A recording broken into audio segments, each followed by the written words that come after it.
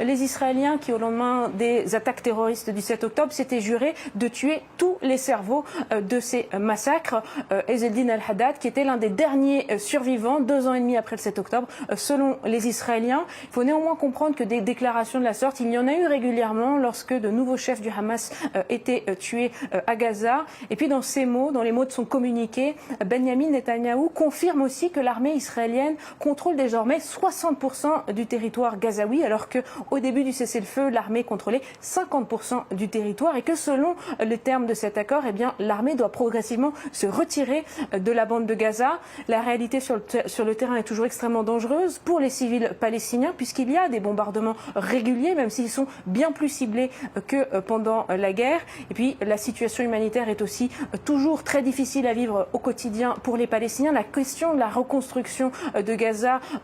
demeure pour l'instant comme une utopie puisque le comité technocratique palestinien chargé de la reconstruction de Gaza est empêché de rentrer dans l'enclave depuis octobre dernier. Et puis enfin, ces déclarations de Benyamin Netanyahou, que ce soit sur le Hamas ou sur les gains territoriaux, sont aussi à comprendre au regard du contexte politique israélien puisque la majorité gouvernementale souhaite dissoudre la Knesset, le Parlement israélien, pour provoquer des élections anticipées qui pourraient donc advenir dans les 3 prochains mois. Benyamin Netanyahou qui entend montrer ce qu'il considère être comme des succès militaires à Gaza, en Iran et au Liban, tandis que l'opposition israélienne reproche au Premier ministre Benyamin Netanyahou de ne pas avoir organisé de commission d'enquête pour déterminer les responsabilités israéliennes dans le fiasco sécuritaire du 7 octobre 2023.